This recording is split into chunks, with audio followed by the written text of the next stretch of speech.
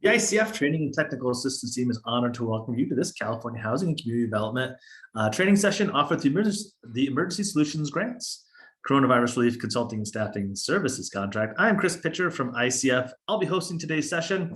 Today's workshop session is part of our community workshop series and is part of our equal access rule and LGBTQIA2S plus inclusivity. We'll be talking today about putting anti-discrimination policies into practice. It's my pleasure to hand off to our first presenter today, Rajni Shankar Brown. Rajni, take it away, please. Hello, everyone. Welcome so much. Next slide.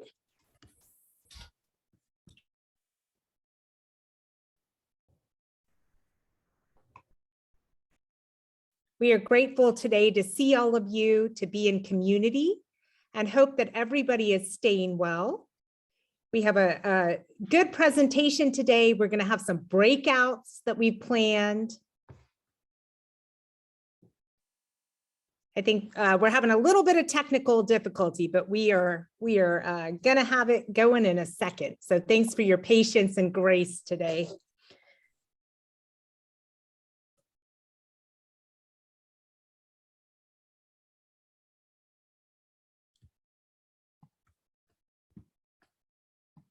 And if you want to share while we're waiting in the chat, feel free to put your name, your community, where you're from, your pronouns. Would love to see where everybody is checking in today from. And we have a variety of topics that we're going to be talking about today. In fact, as we're kind of waiting here, Abby, do you want to say a little bit about that? And then we will, and I can do that as well. Let me pull back up my own slides over here. Oh, there we go. Yay, hooray. We are in motion. Love it. Okay, so today we have our Equal Access and LGBTQIA Two-Spirit Inclusivity Series. You will see that we have finished understanding anti-discrimination protections, how they apply to your projects and clients. We also have talked about understanding LGBTQIA Two-Spirit Plus and HUD's Equal Access Rule. We just did that on June 30th. All of the recordings and PowerPoints are available. And at any time, if you all need more resources, don't hesitate to reach out. We are truly a beloved community here and all about the sharing. So feel free to reach out anytime if we can be of assistance or support. So looking here, you'll see July 13th, we welcome back to many of you who just attended our Putting Anti-Discrimination Policies into Practice session. And then, of course, here we are today, really focusing on inclusive practices and navigating nuance. And coming up ahead, July 27th, we have creating spaces of LGBTQIA Two-Spirit Plus and safety. And then we're going to have some specific workshops as well, really focused for directors and supervisors. So lots of good stuff coming up. And as always, if there are specific things that you need support with, or areas that you feel like would be helpful, reach out to anybody on the ICF team, just shoot Chris an email or any of us an email, and we will make sure that we integrate and try to build it in and cover. Because these sessions and spaces really are for all of us in this community, and we want everyone to get what they need, and we want this to be supportive and helpful. Next slide, please. All right, this is our team, and I will let everyone introduce themselves. I, namaste, am Rajni Shankar Brown. My pronouns are she, they. I am with Racial Equity Partners. I am also the president of the National Coalition for the Homeless Board and a professor and chair of social justice education at Stetson University. And I am going to turn the mic.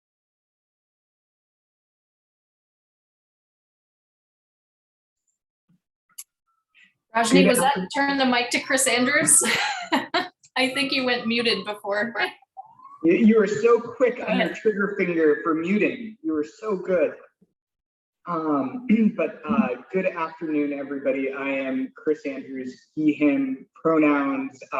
Very excited to be with you all today as we continue these sessions. So happy to see so many of you coming back and continuing to be with us in this space. So thank you for being here.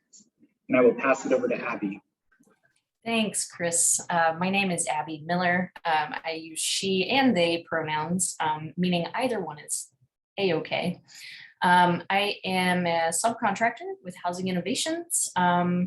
Spent the last decade hanging out at HUD in the SNAPS office, working on the COC and ESG programs, and am now able to do this. And I have a very special relationship with the Equal Access Rule and this entire set of topics. So I'm really excited about it. And I will pass it to Karen. Thanks, Abby. My name is Karen Cowell. I work for Homebase. I'm a directing analyst there, and I'm just happy to be with you all today. Thanks.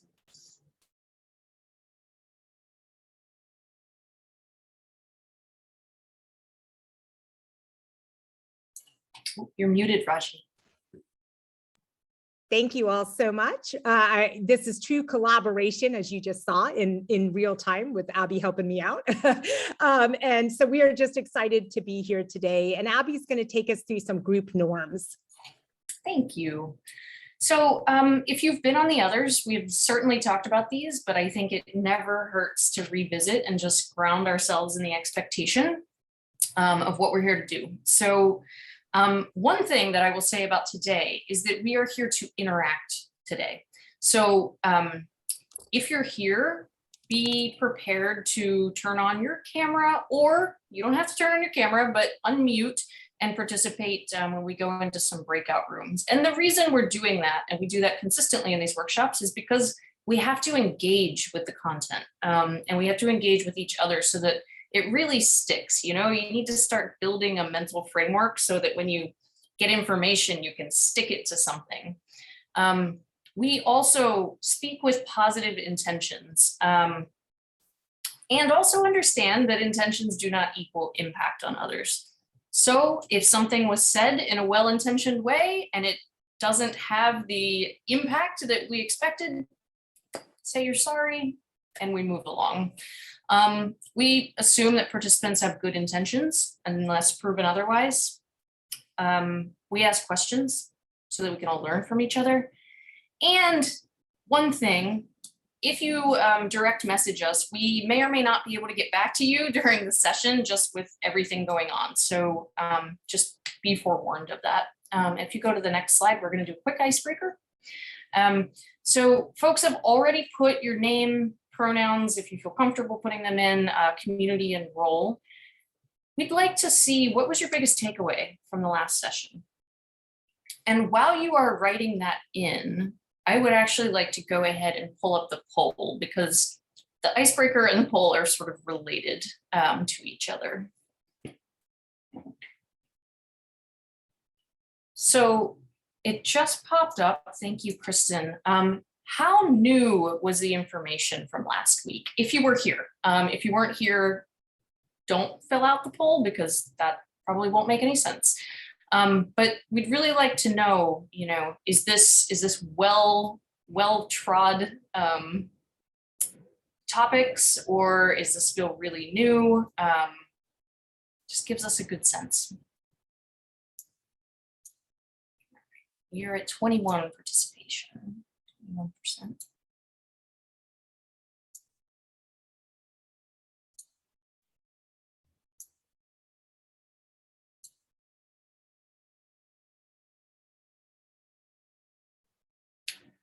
So one of two things is true. Either only 13 of you were on last week, or some folks have not taken the poll yet. Let's keep it up for another 10 seconds or so and see. And please put in the chat what your biggest takeaway was. This is helping us, you know, we have today, tomorrow, and then 2 more next week, and want to make sure that we're getting you the information that we need. Okay, it appears that literally about half of you were on last week, so we can end the poll and share the results. All right. So we really we are across the board. Some of you, there was nothing new. Some of you, everything was new. It looks like most are somewhere in the middle. That is helpful information. If you are feeling lost, if you are feeling overwhelmed, it's good to know that there are people here that it's not new for. And if you can get past that intimidation factor, asking people is really helpful for learning. So I hope we can cross share today with different levels of knowledge as a starting place. All right. So I am going to, if you go to the next slide, I am going to go over, sorry, the next one, past the poll. I'm going to go over the agenda today, and then I'm going to pass it to Rajni. So Rajni is going to start us out by rooting in allyship and co-conspiratorship. It will say much more about that. We're going to talk a lot about affirming and inclusive language, and that is what we're going to be practicing together in breakout rooms. After that, I will talk about transitioning, this sort of massive concept that often gets distilled down to this one thing. And we'll go into depth on some different areas of transitioning, resilience, and also affirming care. What is it? How do we support it in our field? And then we have time for Q&A after that. So Rajni. Thank you. Next slide, please. Thank you so much. So, we really want to talk about ways to show up. How do we show up with and those individuals, our communities who are experiencing prejudice? And so there are a number of ways when we think about allyship, when we think about activism, when we think about how do we be co-conspirators in advancing equity and justice. There are different pathways for us to show up and different steps and pieces that I think are all important and intersectional and intertwined in many ways. So one of the first things is for us to educate ourselves, to confront biases and bias. And this is really imperative. And it is not kind of one-time work that's done and then whoo, we're there, right? This is an ongoing process. We have to constantly work to tackle, to reflect on what bias we carry. What are the things that have shaped our lens? What biases is unconscious, and being able to really dig deep to identify and to tackle that. And education is really vital. One of the reasons I love our community here, right? Because we are always kind of keeping up with education. And even if we know something, revisiting, right, concepts is so central to keeping it prioritized in our work, to keeping it centered in our lenses. And I'm grateful for this space for that. We want to be able to listen to stories and to listen in layers. Right. And when we listen, we need to be able to stop everything else, take the time to really be present. And this is more difficult than just we're even cognizant of sometimes. Right. So we live in a time where anthropologists and sociologists and even psychologists have said it is the noisiest time in human history, that we are so distracted in multiple ways. And so listening can sometimes be a real challenge. And even when we think we're listening, sometimes we're really not fully listening. And so this is where this becomes really important, and making sure we're not interrupting or we're jumping to conclusions, even with the best intentions, that is not helpful. And sometimes, we as humans, we listen, but we're already constructing our response. And especially in the work that all of us in this space and community are involved in, it is urgent work. And often we have very, very long to-do lists and people and lives and issues that are real, right, and pressing. And that can create really this kind of urgency in our work. But we want to be really mindful and make sure that we're giving both space and time and presence to really listen fully and in layers. We need to practice active listening, ask questions to make sure that we are understanding. Paraphrasing can be a really great practice to make sure that we are receiving someone's message as they are intending to share with us, right? And that we're decoding that in the right way. And we need to be able to watch for nonverbal cues. And also, I just want to bring in, right, it's really important we also educate ourselves culturally to nuances as well, right? So even when we talk about nonverbal, those nonverbal cues can vary greatly within and across different cultures, different races and ethnicities even. And so this is really important. A very simple example of this, but also kind of fun in some ways for me to share is, you know, a nonverbal cue we use a lot kind of in Western paradigms and in the United States is yes and no with head nods, right? And so often we'll say yes like this and no is this. Well, in the Indian culture, if you're not familiar, right, yes is actually like this. So it looks a lot more like no, right? And so it's quite funny, but if I'm with, you know, friends and family and people are asking me things and I'm trying to say yes to my family, but no here, and my head is like it's like a bobblehead. But, you know, these are things for us to understand and to learn, right? And part of that is having cultural humility, not making assumptions, being open to understanding that there are different ways people communicate, and for us to learn about that. We also want to make sure that we're validating experience. So part of listening, right, when we do that really deeply, we also want to validate. In situations of prejudice, there can be a lot of unknowns. And we want to know, what was the intent? Do they realize what they've said? Uncertainty can make it easy for people to feel like it's all in their head, or maybe they're making it up. And validation is not blind agreement, but it helps us to understand someone's response through their lens. It's saying, I understand why you feel this way, based on who you are, what your history is, what your experiences have been, right? We're validating and affirming.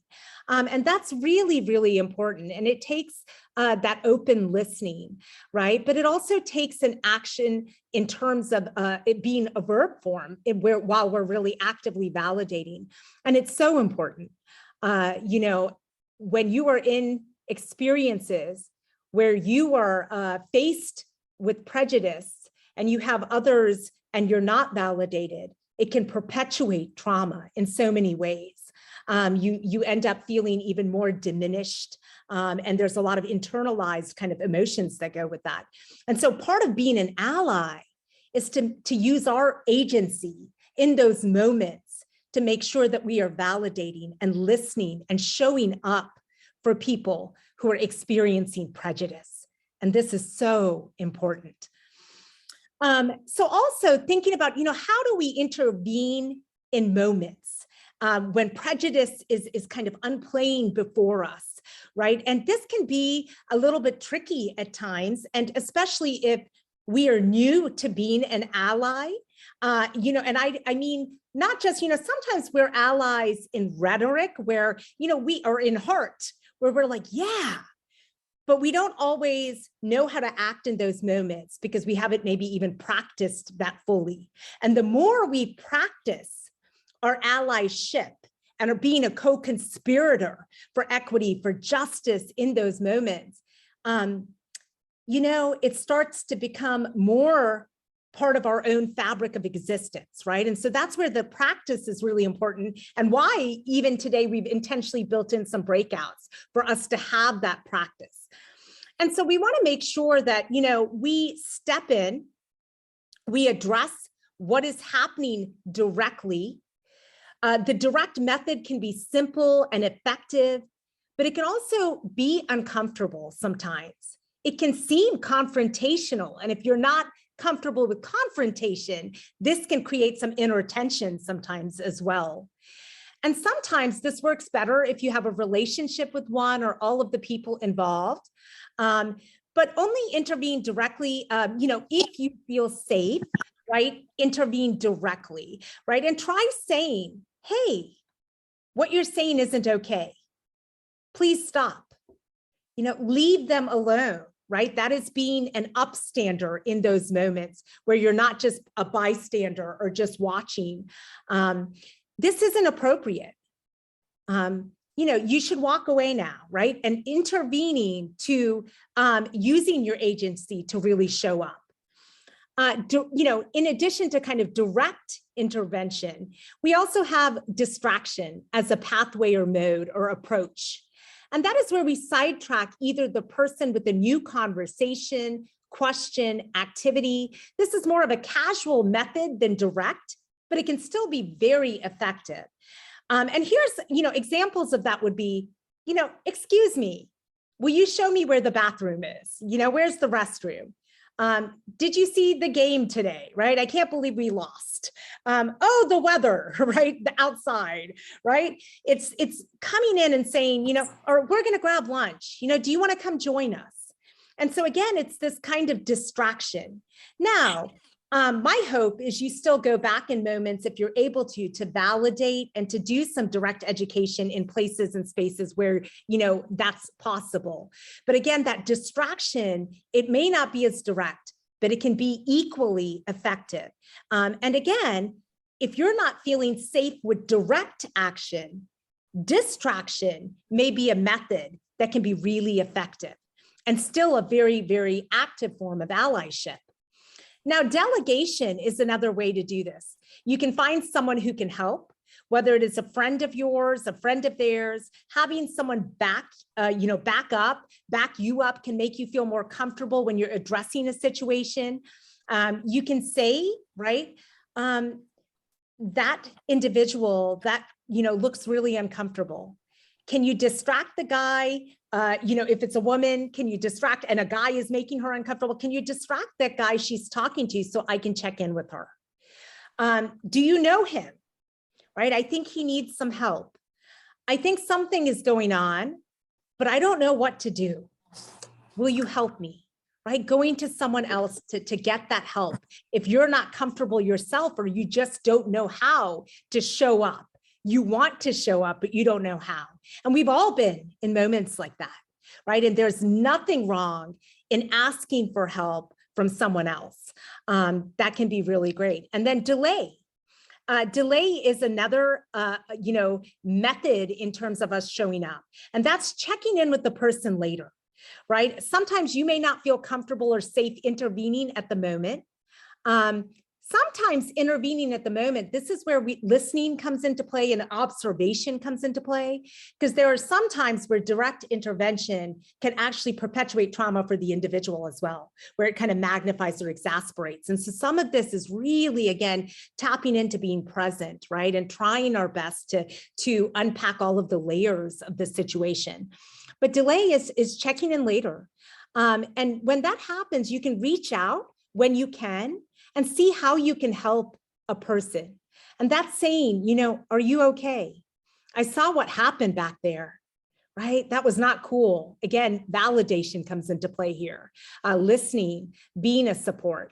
Can I help you out of this situation? Do you know her? I heard what she said, and I just wanted to check in with you. I can't tell you, even as a person of color, where these situations have happened and where nobody's been an ally, how that in itself has hurt and caused, kind of injury in some ways, even more sometimes than the actual interaction, right? That nobody was an ally. And in those moments where somebody took time to come check in, what that means, right? And how that affirmation, validation, support can be really instrumental in healing and feeling seen. And having that support is really important for kind of agency collectively as well in our communities.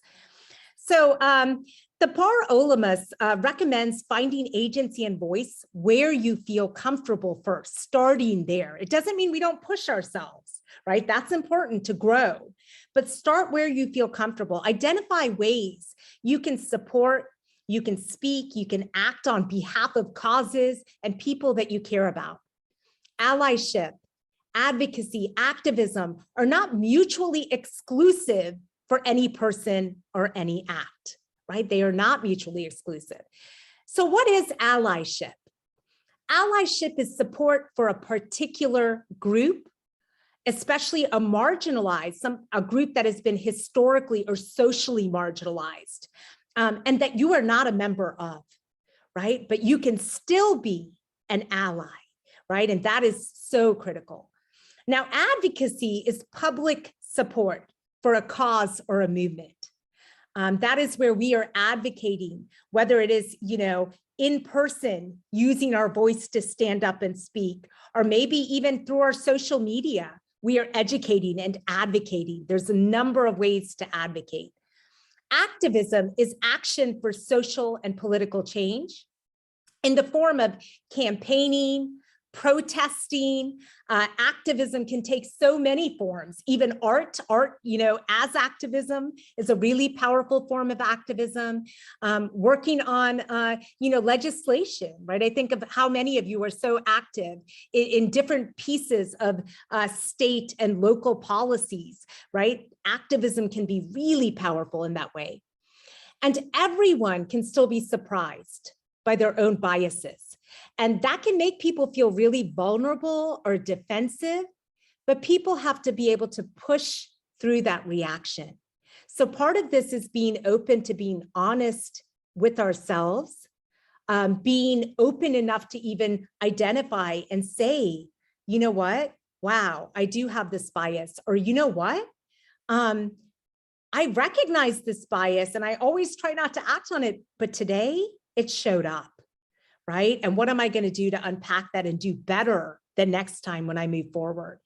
And there are tools out there. So Harvard, with other researchers, they designed a tool you may or may not be familiar with called the implicit association test. It's not a perfect tool, but it is a tool that allows you to at least start to recognize or be cognizant of different biases, right? And so you can play with that. They have IATs, implicit association tests, for everything from skin tone to race to political stance to body size. So many different biases we can start to look at, all the way to gender and sexuality, right? And so that's a tool that you may want to check out. And again, there's no end point. It's not like you ever fully eliminate bias. What we know about bias is that every single human being carries and has bias, all of us. Right? We are part of a world. We come out of the womb and messaging is fed into us in so many ways, from school curriculum to media, all of the messages that we soak in, to our family, to what's being told in communities or maybe organizations or faith groups we're part of, all of that. And so biases, exist. But I think the Par Olamis says, I think we have to be willing to engage in the discomfort if we are going to talk about it, and if we're going to try to help other people. And so I think one of the worst things we can do is try to kind of hide or conceal or just, let's avoid dealing with that bias, right? And sometimes we're scared. We don't want to be labeled, right, in some sort of way. But being uncomfortable and pushing is part of the growth process, as we are co-conspirators for equity and justice, as we are allies. Right? And all human beings are born free, equal in dignity and rights, and not respecting someone, not being an ally as well, can disempower all of us. So our hope today is this is really, as we focus on all of this, that we all individually and collectively get more comfortable and stronger in our allyship and advocacy and activism. We also have included a resource guide you'll notice in our slides. Feel free to check that out, right? There's a lot of great resources out in the world. Feel free to share with each other too. If you all have some great resources around allyship and advocacy and activism, feel free to drop it in the chat today, right? We would love to all add to our own kind of boxes here of learning, our own educational toolboxes as we're in the world. All right, next slide.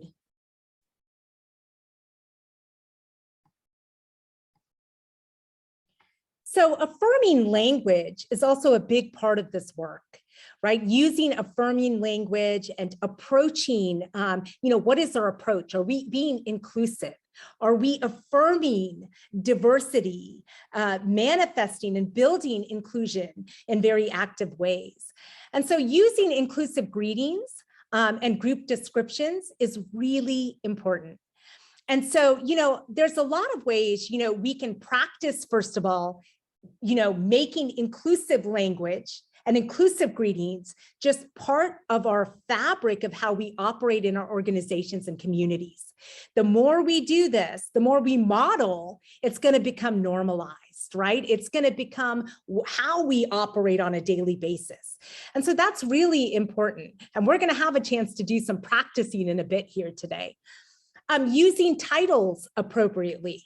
That's really important as well, right? When we think about titles, are we using that appropriately in ways?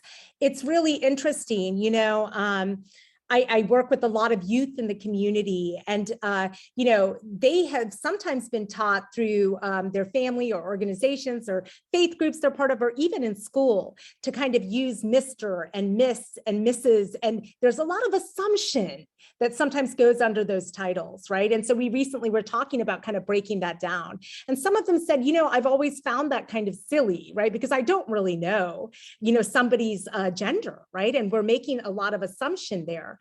And so we want to be really careful with that. And we don't want to be the passing police, right? That's not, we should never be kind of in that role or stance. And we want to be interested in learning about individuals, in understanding those around us. That's important. But there's a difference between being interested and being invasive. And we want to make sure that we're not being invasive. Now, preferred names and pronouns versus names and pronouns you use. So, if you kind of look at even the evolution within communities, it kind of started where we asked people, what is your preferred name and pronoun? We've kind of started to shift to understand it's not preferred, it is my name, right? It is my pronoun. And so we've started to move into kind of what are the names and pronouns you use?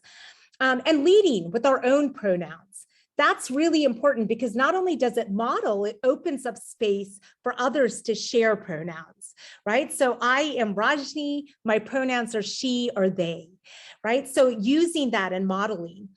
And not assuming, again, gender identity or sexual orientation are the most salient identities for someone. We all carry many social identities. And so we need to not make assumptions with those identities and what shows up for someone else. And so again, at the heart of all of this, there's a lot of open listening, right? Listening in layers and learning, and also self-reflection, being cognizant of our own actions and speech and language is very, very important.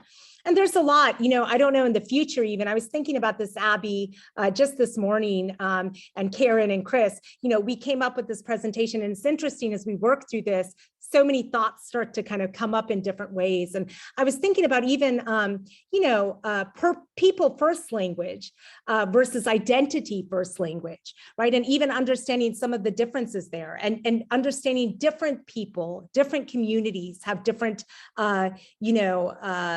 ways that they actually prefer to be called or referred to or used, right? And so we want to always ask and learn and respect and honor.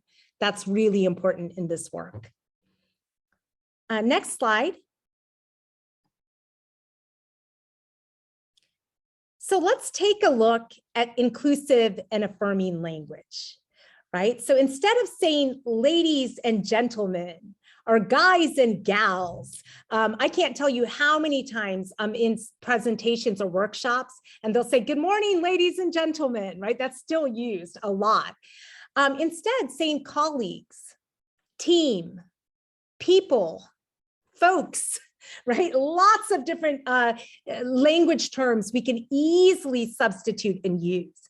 And initially, if you're not used to that, it can be a little uncomfortable, right? And it takes practice to get it integrated perhaps into our vocabulary. And especially if we have a habit of saying something else, right? Like ladies and gentlemen, or guys and girls. You know, I'll hear, I work with teachers a lot, and so I'm an educator. And so I hear in classrooms all the time, boys and girls, right? Boys and girls.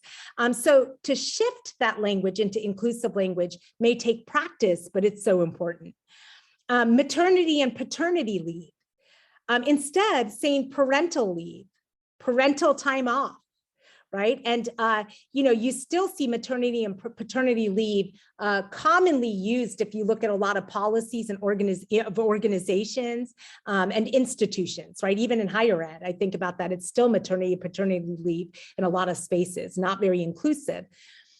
Saying husband, wife, boyfriend, girlfriend, that assumption we want to try to avoid, right? Being inclusive says, you know, partner, spouse, not making an assumption, right, of who a person is with, right, in their partnership. What are your preferred pronouns? Instead saying, what pronouns do you use, right? And starting again by leading with your own pronouns. Mr., this goes back to what I just shared a moment ago, Mrs., Mr., Mrs. Instead, people's first names or non-gender specific titles, right? Sometimes like MX or M are being used. And so just again, constantly educating ourselves in our communities, right? And being inclusive. Instead of saying mailman, chairman, policeman, mail clerk, chairperson, police officer. So much of our language is gendered in limiting ways, exclusionary ways, as opposed to being inclusive.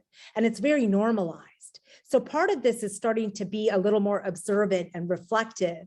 And it takes time and practice, but we can all work towards using affirming and inclusive language. And then saying sexual preference versus sexual orientation. Right? So it's not a preference, right? This is my orientation, right? I am pansexual, or I am, bisexual. I am a lesbian, right? And so saying preference, it's interesting how language shapes so many of our systems and policies and lenses and requires of us kind of more thoughtful consideration and analysis. And so these are just some examples. I'm sure there's a host more you could kind of play with and come up with, which is really good to kind of think about. Next slide.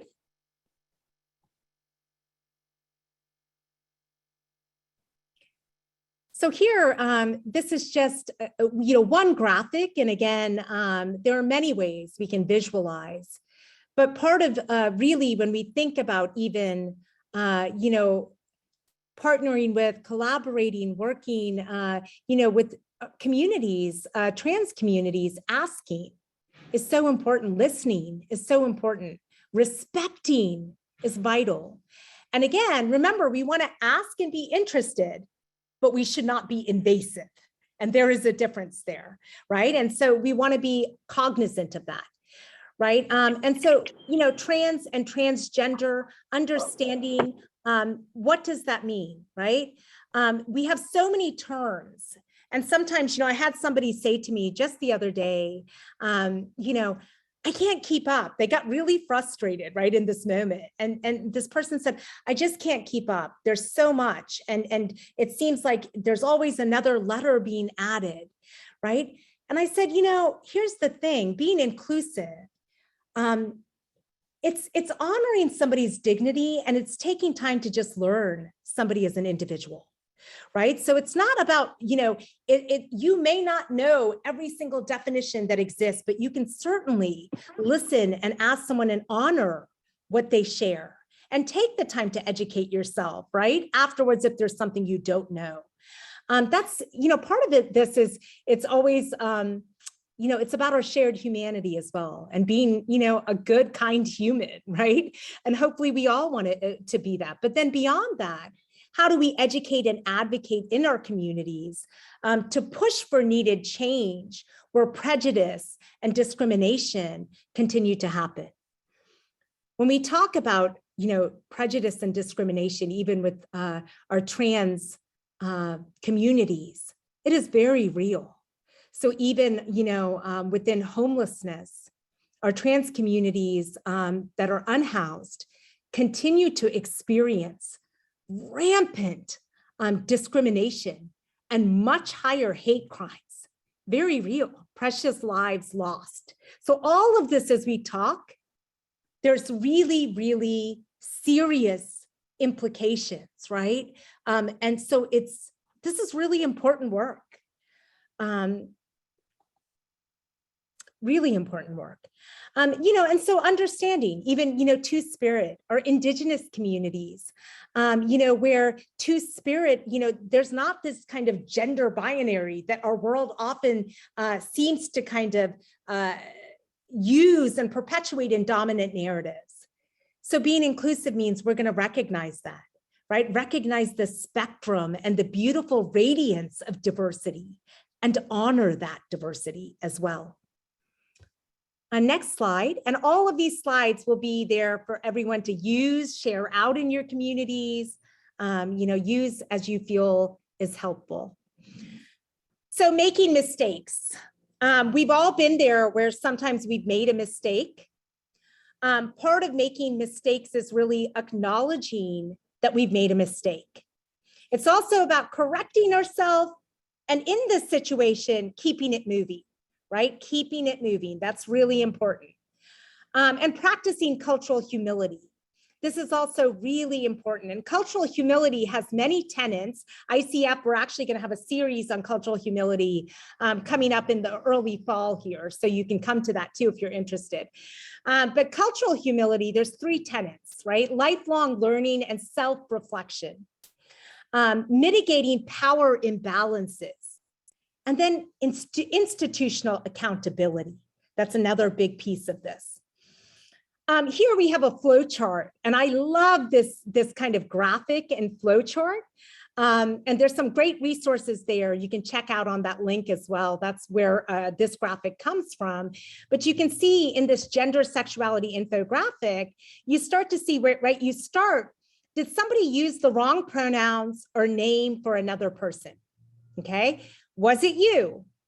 Yes, I've self-corrected and I have moved on. No. And if it's not you and you overhear it, right, where someone else has made the mistake, we have to ask ourselves, do you have consent to correct others, right? Yes. Okay, then gently correct the person who made the mistake. If you don't, done, right? And it doesn't mean you don't check in maybe with the person, right, who may have been impacted later. That's part of that validation piece we talked about. But you're done, right? You don't go and insert yourself in that way. And so this is a very simple kind of flow chart, but I think it's a good one for us to kind of look at and be cognizant of as we work through this. Next slide. And I want to pause. I'm going to actually pause for a minute. Abby, back with this flow chart and kind of making mistakes. Is there anything you want to add with this? Abby has such good insights. Oh, thank you, Rajni. I think that the point about making mistakes and keeping moving and not making something bigger than it needs to be. Rajni, you talked about it earlier, and I will also talk about it later. This idea that, this is I will say we, as a gender fluid person, I live in my body every day. I am misgendered regularly. And people correct themselves, and sometimes I will correct them. My partner is trans, non-binary, and is regularly she'd. I don't get zealous with it's they every time, because it creates an environment that becomes sort of antagonistic. And so for me, what I have done is I even count. Well, every 4th, every 5th time that somebody uses the wrong pronoun, I'll just say, oh, it's they, kindly, and keep it moving. Because it becomes it's sort of puts an emotional burden on the person who is correcting to actually now you're like babysitting somebody else's feelings about how they feel about how they messed up. And so I think as somebody who makes mistakes, it's just, oh, I'm sorry, right, forgot. And that's it. Beautiful. Thank you for that, Abby. Well said. And then here, you just have, and you can revisit this later, but it just gives you kind of, share, ask, listen, respect, practice, right? And so just practicing, if they seems uncomfortable, the more you use it, it becomes part of your vocabulary, and you're able to honor that when somebody says, my pronoun is they, right? They, them, or Z, right? Z, zer. And so again, practice is really important.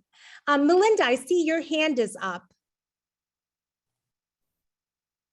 Hi, thank you. I just wanted to share that my youngest son, he's just turned 10. He has beautiful, long, gorgeous hair, just the most pretty hair, and he's just he's a gorgeous little boy.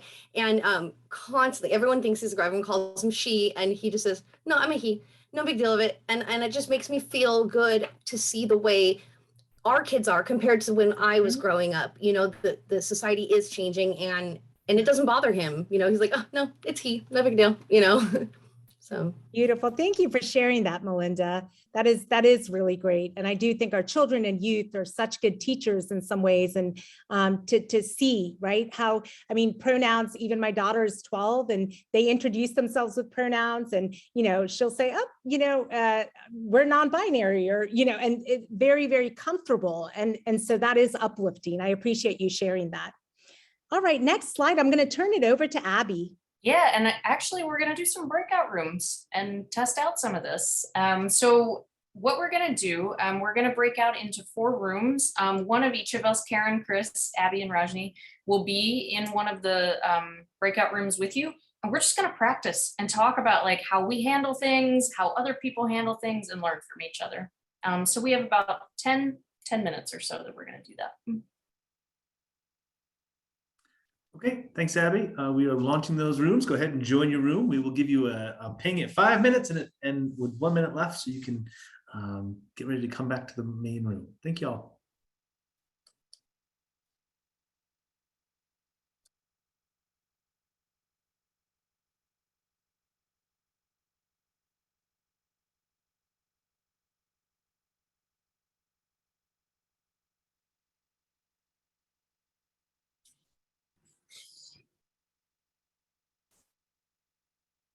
Chris, I assume everyone's in if we're in the room.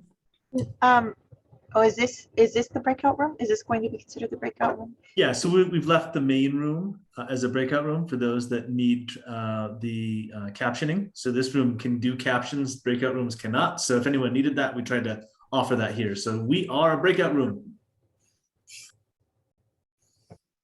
Great. We thought our first practice is just everyone introducing themselves with their pronouns. My pronouns are she or they. Sometimes I like to say anything but he, because I've gotten a lot of he, him, and sirs in my life. But someone else want to go? I'll go. I'm Kristen Delkamp, and my pronouns are she, her, hers. Hello, everyone. Shavana McCaleb. My pronouns are she, her, hers.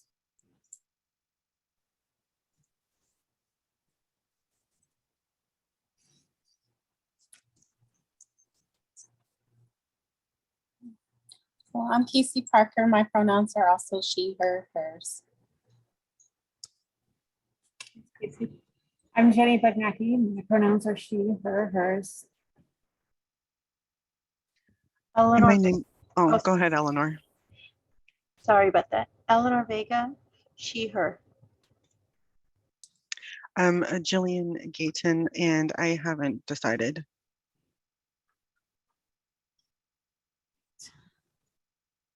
And some folks are off camera, so anyone else like to? I have my pronouns in my title here, but hey, everybody, it's Chris from ICF, he, him, his.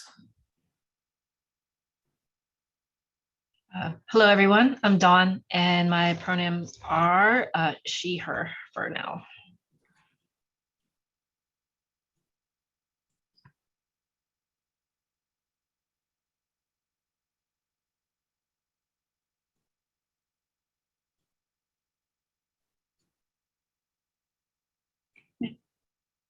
Well, I'm just gonna assume the rest are not exactly part of the discussion. So, and so that was the first practice. I think the other practice we have is when we make mistakes. So, you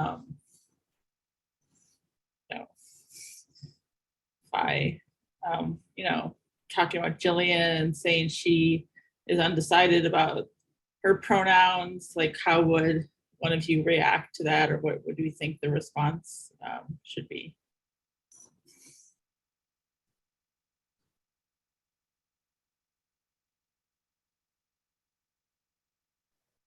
I really like that they brought up practice makes it more comfortable over time, and we all make mistakes. It's awesome that we can apologize and just correct ourselves. But it's like any other name change or life change, it's going to feel awkward at first. When I got married, my name change made me feel awkward to say a new name. But as you say it more and more often, it becomes more comfortable. And we need to practice. We can't, let it that be a barrier. Awkwardness. Right. I mean, is there a difference if I would have just kept talking and making the same mistake about Jillian over and over versus just making it once and then, we just move on with our conversation? Sorry, Jillian, I don't mean to keep calling you out, but it's either you or Chris. So, I mean, I'll move on to Chris for the next one. So in the case of Jillian, I think that personally, and I might be wrong and I'm willing to be wrong, but I would think that maybe the most respectful thing is simply to refer to Jillian by Jillian's name instead of getting a pronoun in there. And I'm no expert at this, so I'm interested to see how you respond to that.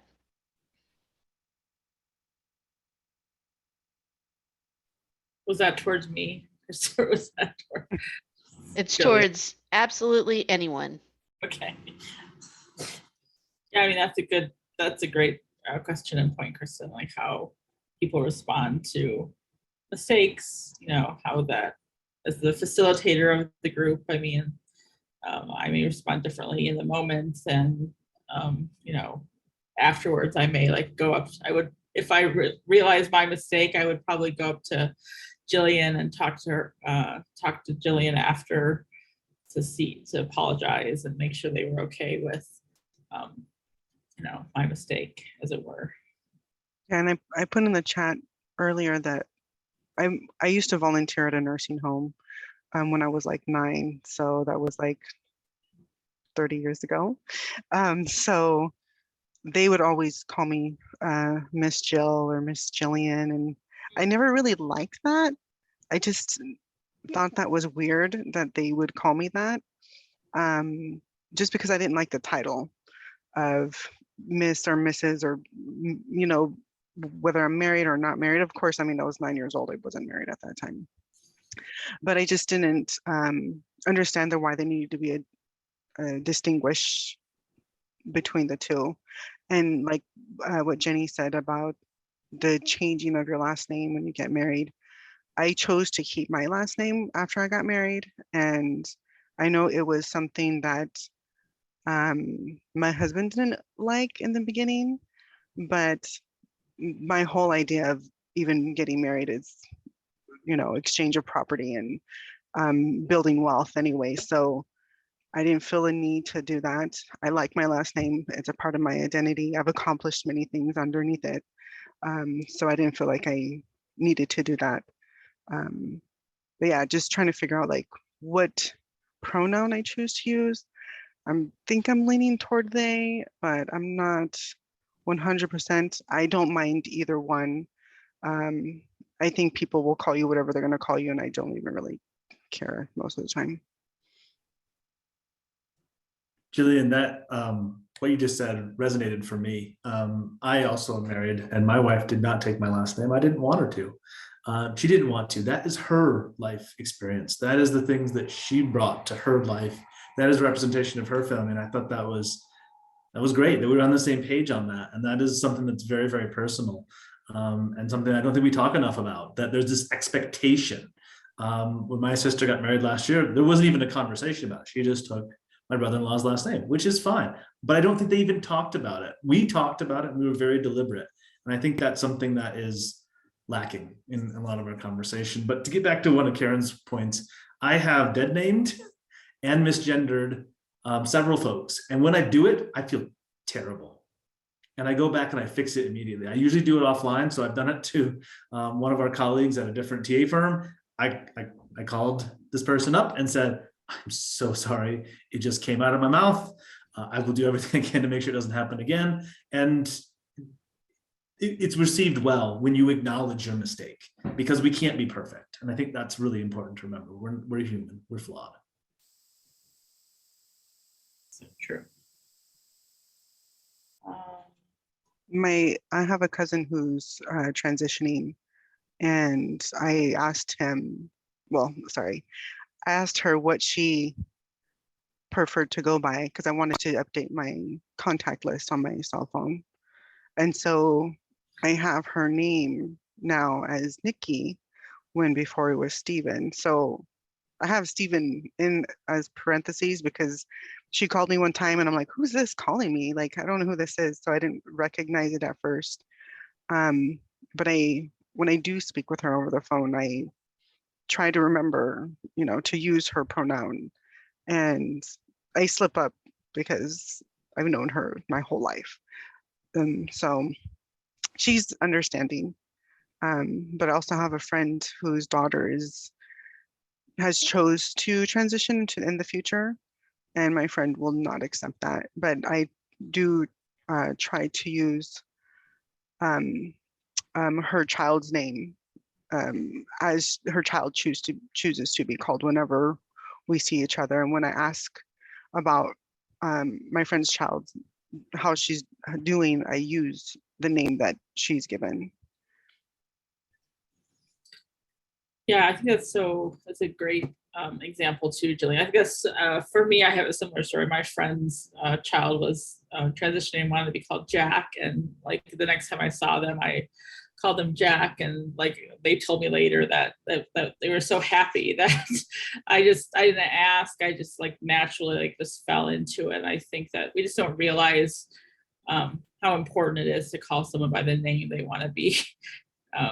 Even before you get to pronouns, like just calling people by the name they want to be called. It's like, I call Christopher all the time because I know he, and I know that he doesn't want to be called Christopher, and I keep calling him that is disrespectful to what,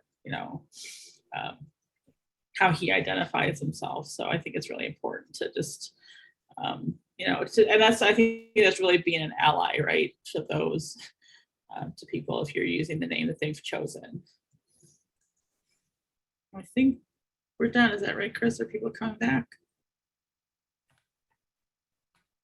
They're coming back in about 45 seconds. We can have a few more conversations. Someone has another example or other insights. Well, I just put in, I just finished watching the latest season of Umbrella Academy, and they did a very deliberate job of modeling the changing of gender for Elliot Page, which I thought was beautiful. I've never seen it done in a show that way and so deliberately and so subtly. It was very interesting.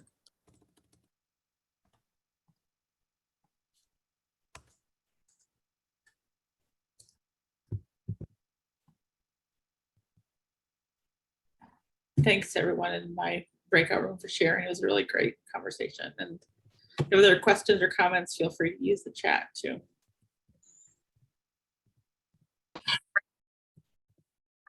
And I believe the breakout rooms have closed now and everyone's coming together. So I believe Abby was going to take us out of this conversation. Yes, I am. Thank you so much for that. I don't know how your small groups were, but mine was lovely. And we had some vulnerable conversation, had people who were just learning. Really, really good. Rajni, Chris, Karen, I wish we had the time to stop and say, what did you learn? But I want to get through this next bit of content. So let's talk about transitioning.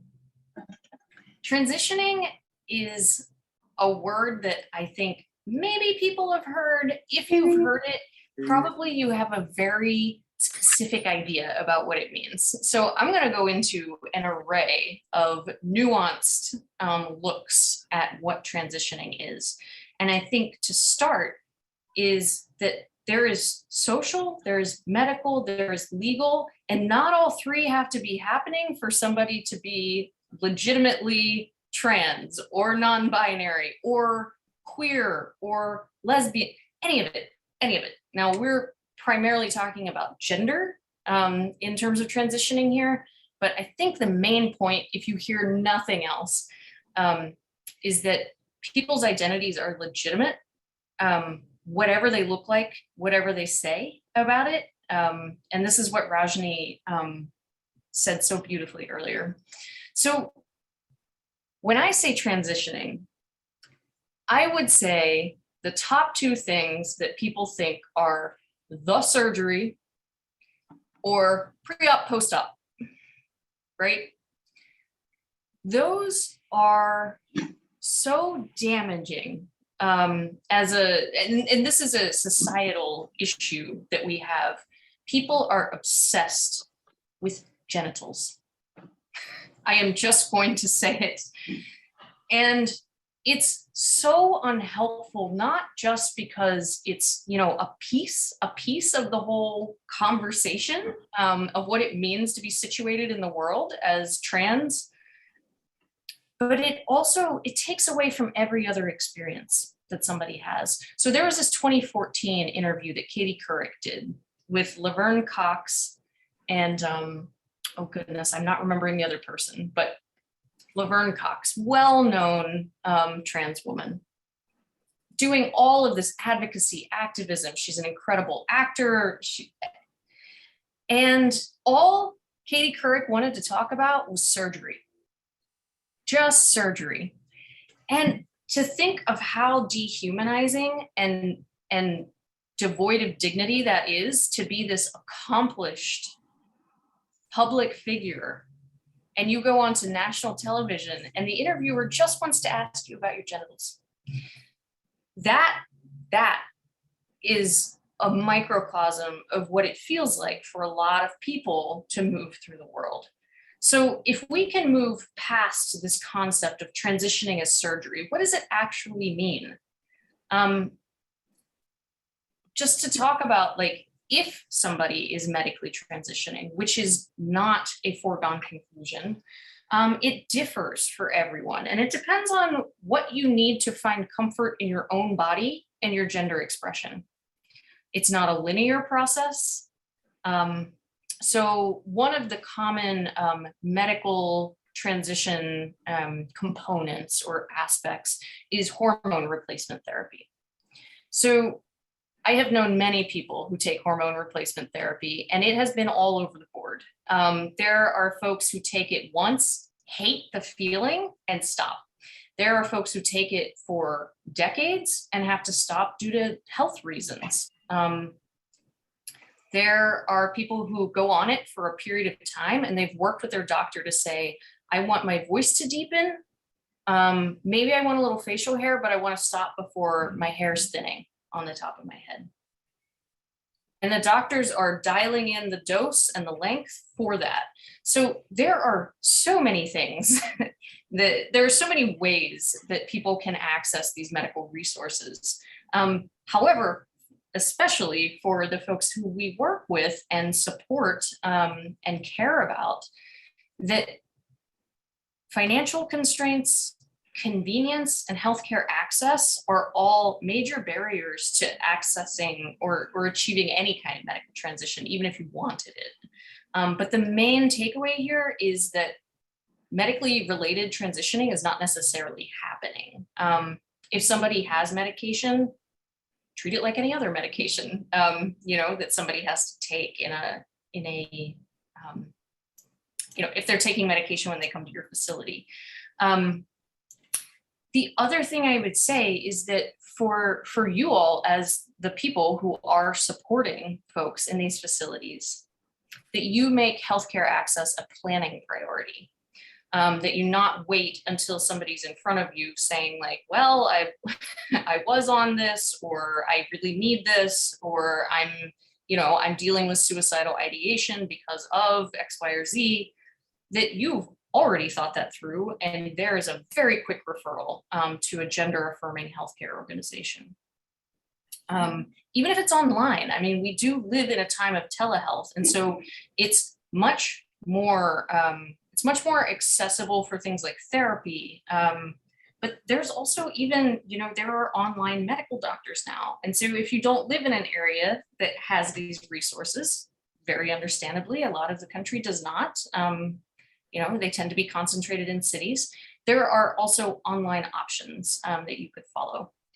So that's medical, which again is absolutely not a necessary component to a transitioning. When I say transitioning, I really talk a lot more about the social aspects, because those are the ones that really matter to the person, in some state of transition. So the aspects of social transitioning, one is self-awareness, that you are aware of yourself as having a gender that is not the one that everybody keeps telling you is yours.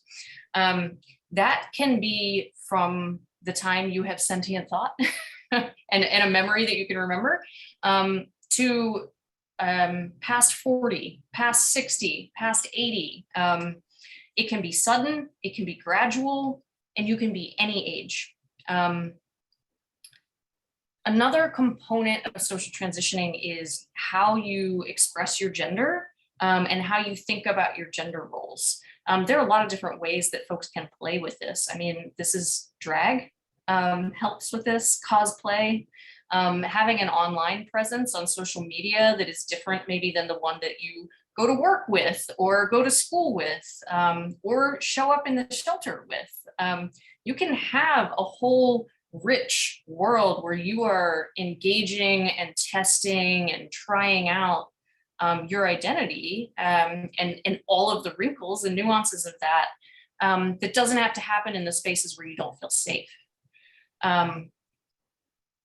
Name and pronouns, we've just spent time on, so I'm just going to say name and pronouns are part of a social transition. And the last aspect is really navigating sex segregated spaces are a nightmare. Restrooms, locker rooms, fitting rooms, anytime you go anywhere to a public facility and you've got shared bathrooms where you have to pick, am I going in the one with the skirt or the one with the stick legs? I don't know. That is such a dangerous moment. So I put on here the I'll Go With You campaign. This was started because of that. So if I have these buttons on all of my stuff, like I'll go with you, and it's the backdrop is a trans flag. To say, if we're here and I'm in a restaurant and I've got my bag or my jacket slung over the chair, and somebody sees that and they're walking to the bathroom, we're like, can you? Yes. I mean, that's the point. It creates this instant, visual, like, okay, there's community here. There's somebody who can ally with me and support me.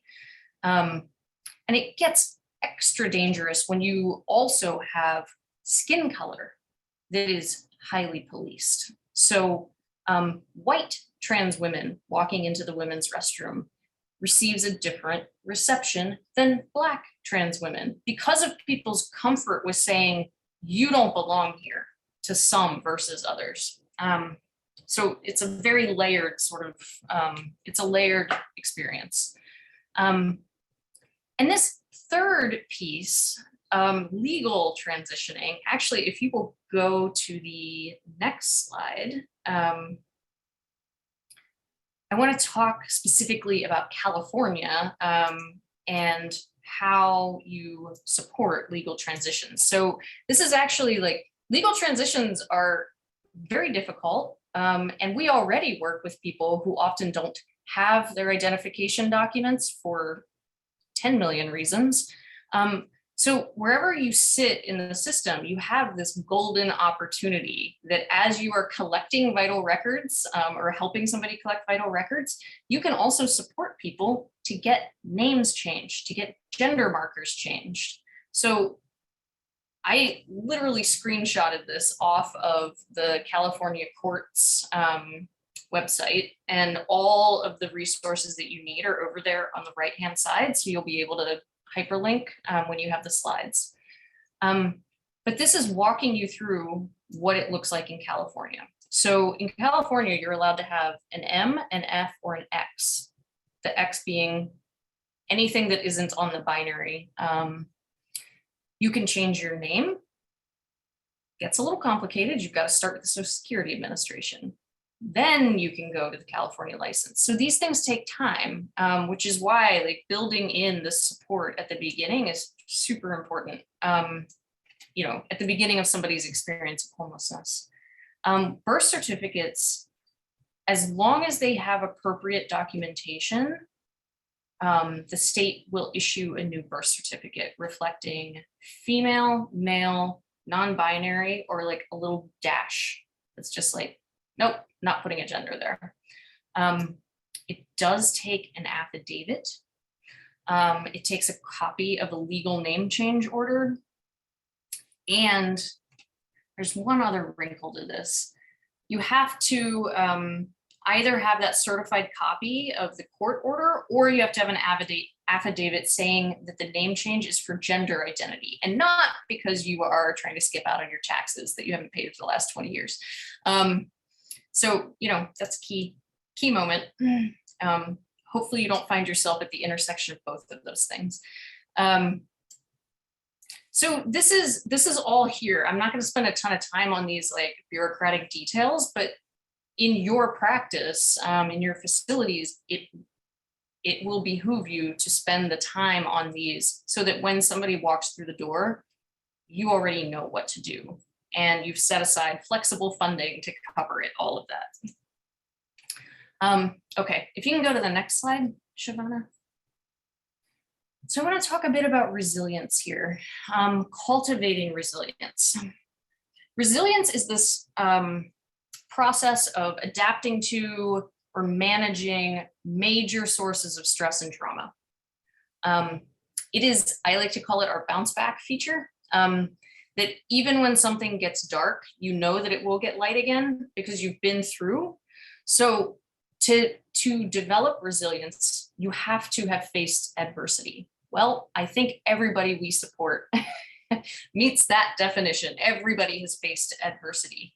I think the issue is that not everybody, when they walk through the doors of, you know, shelters, of other facilities, of other services, may not feel like they're surviving adversity in that moment. So resilience is something that it can come and go, it can flex and get smaller. And so our job is to support people to root back into the resilience that they have. And that means finding community, reminding them that they have community, and focusing on resilience as a collective concept and not just something that, you know, I just have to take this all, I just have to bear this on my own, because that will lead to burnout, not resilience. So, you know, people are telling their story to one more person who they don't know if is going to help them. They're submitting job applications every day with no callbacks. Like, these situations can quickly overtake somebody's psyche. So how do we actually foster resilience? It's specifically for LGBTQIA Two-Spirit plus folks. Resilience is really three things. At least this is what the literature says. It's social support, it's emotional openness, and it's a sense of hopefulness. So translated to our programs, it means creating a shared sense of safety and privacy for everyone living in that facility. That experience of safety really helps somebody open up, like become emotionally open. Without that, that is probably unlikely to happen in that scenario. And that helps you begin to heal. Also creating the possibilities for social support. So I think one of the things that a lot of us fall into, myself included, is I need to be everything for this person, or I need to support this person, versus how can I connect this person to others who will help grow the community, grow the social support that this person has. So that could be in-house with other residents, but it could also be an LGBTQ group in the community, online, it could be a center. Anything that is helping that person find actual and natural supports, not that have the power differential of staff and client. Okay, let's go to the next slide. I'm going to talk about one last thing. Connecting folks with affirming care. So healthcare, the first one, gender affirming healthcare, identity affirming healthcare is literally a matter of life and death. I will say for myself, when I navigate the healthcare system here in New York City, I use word of mouth through a much broader queer community, figure out which OBGYN isn't going to call me lady.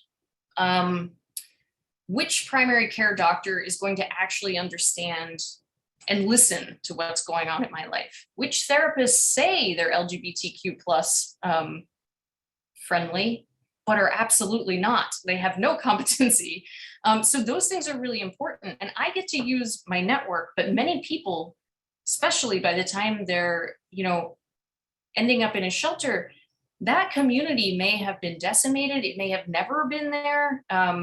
It may be that they're running from a hostile environment where they got exactly the opposite messages.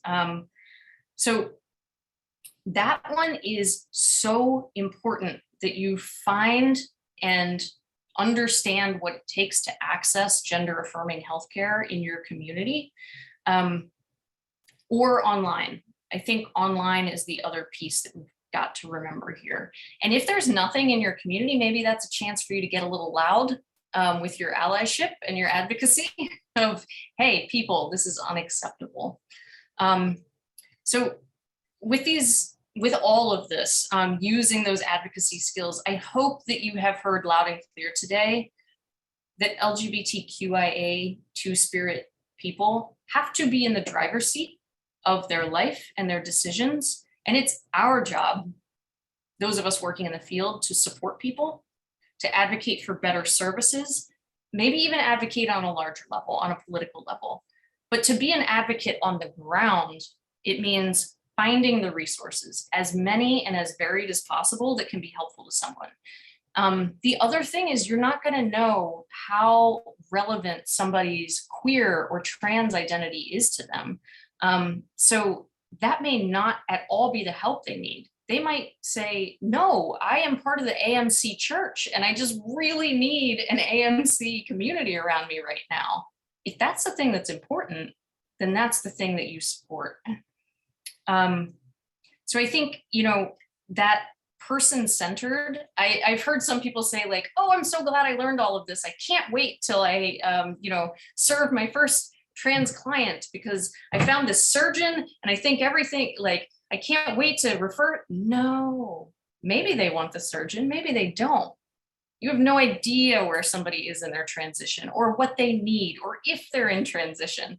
So just removing all of those layers of assumptions will leave you with the ability to, as Rajni said earlier, listen in layers and really then respond to what somebody needs.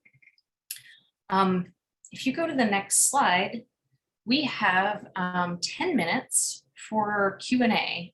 So we can actually pull the slides down and just all be up here, and we will just finish out our time together on Q&A.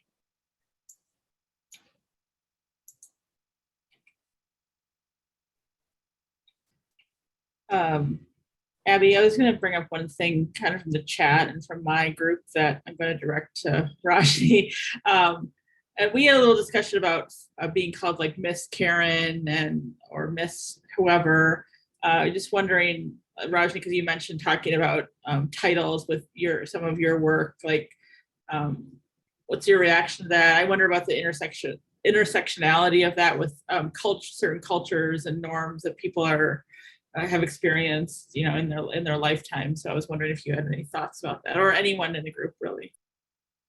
That's such an awesome question, Karen, and I'm glad glad your group kind of brought this up and talked about it, because this is kind of an interesting space to navigate. So culturally speaking, I'm going to wear my kind of cultural relevance and racial equity cap on.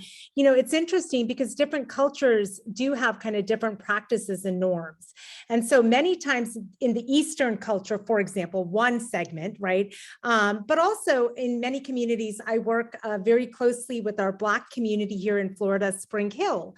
And so it is a sign of respect, right, to say Miss Karen. And if I just call you Karen, both in kind of from an Eastern culture, they feel like, oh, that's disrespectful, right? If I'm just saying Karen.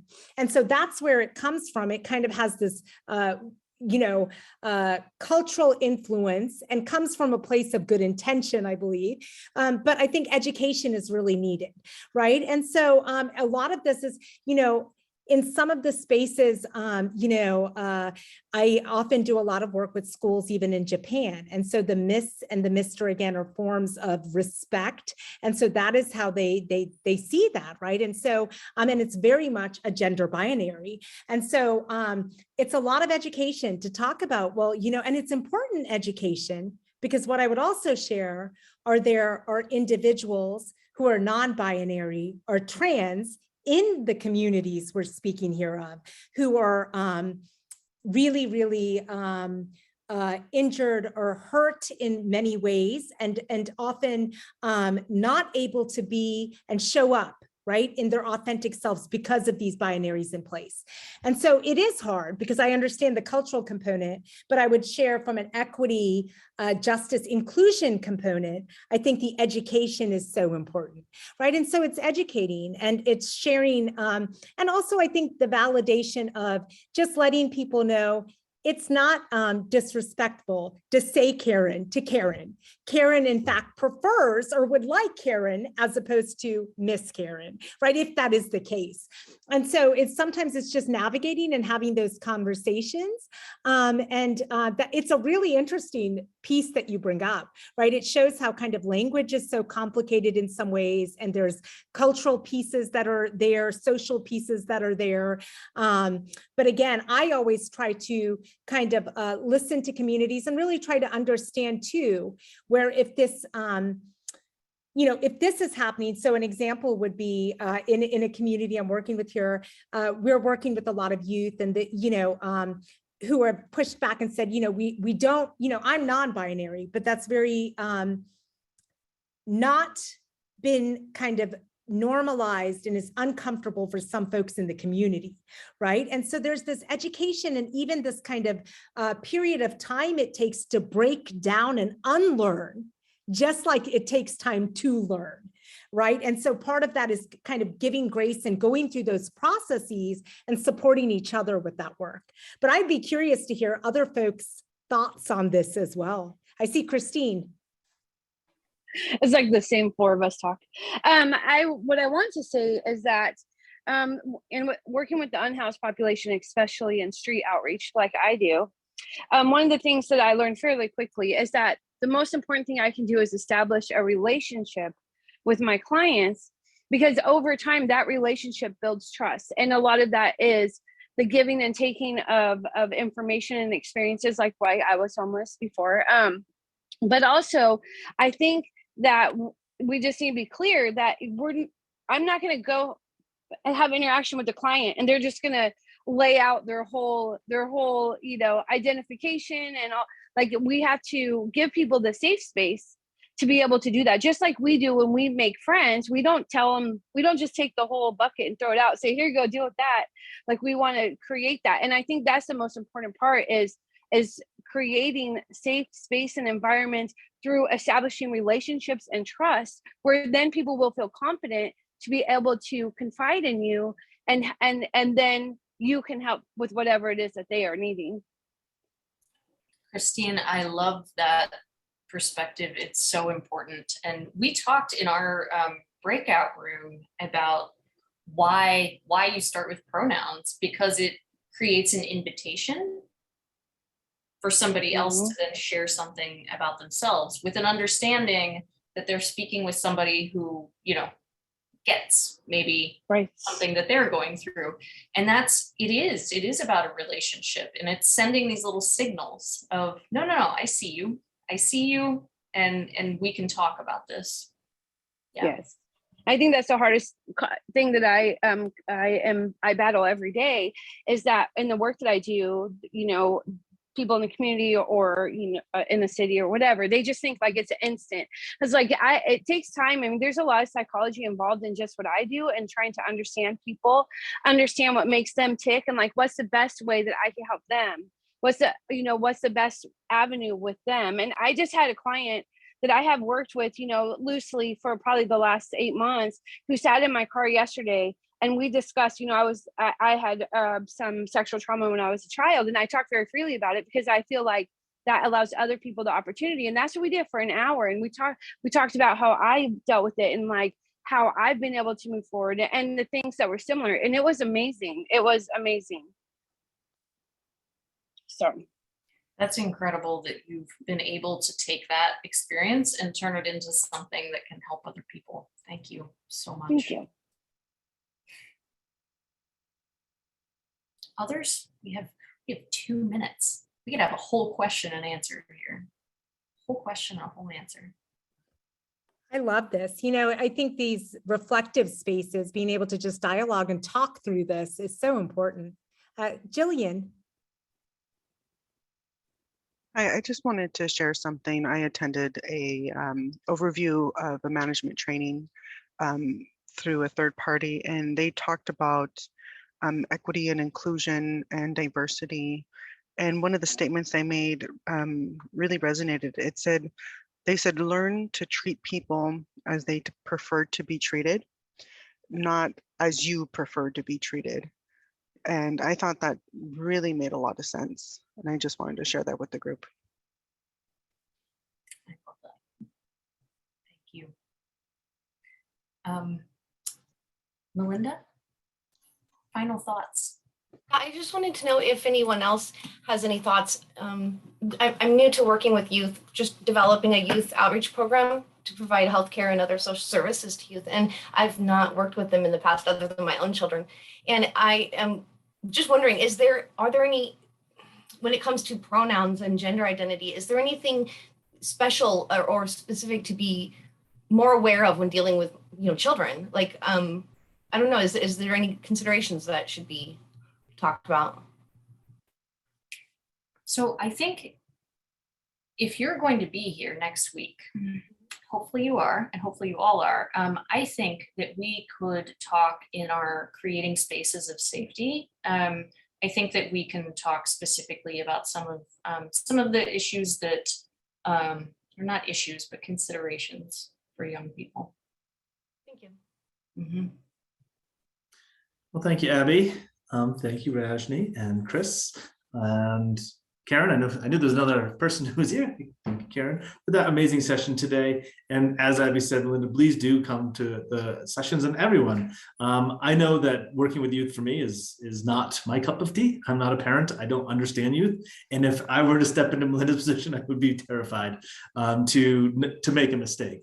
I think we found through the YHTP work, a youth homelessness demonstration program work, that there is a growing field of understanding youth homelessness. And there's definitely a lot of folks who can help you there. So I just wanted to plug all that. Well, I also said thank you all for attending today. This session from the California Housing Community Development Training Session offered through the Emergency Solutions Grant, Coronavirus Relief Consulting and Staffing Services Contract. As this session closes, a 3-question survey will pop up. Please do answer those questions. We use this for next week's session. We use this for next month's session. We take what you tell us as feedback and we really put it in place. So please do that survey and have a good rest of your, I believe it's a Wednesday. Thank you, guys. Thank you so much.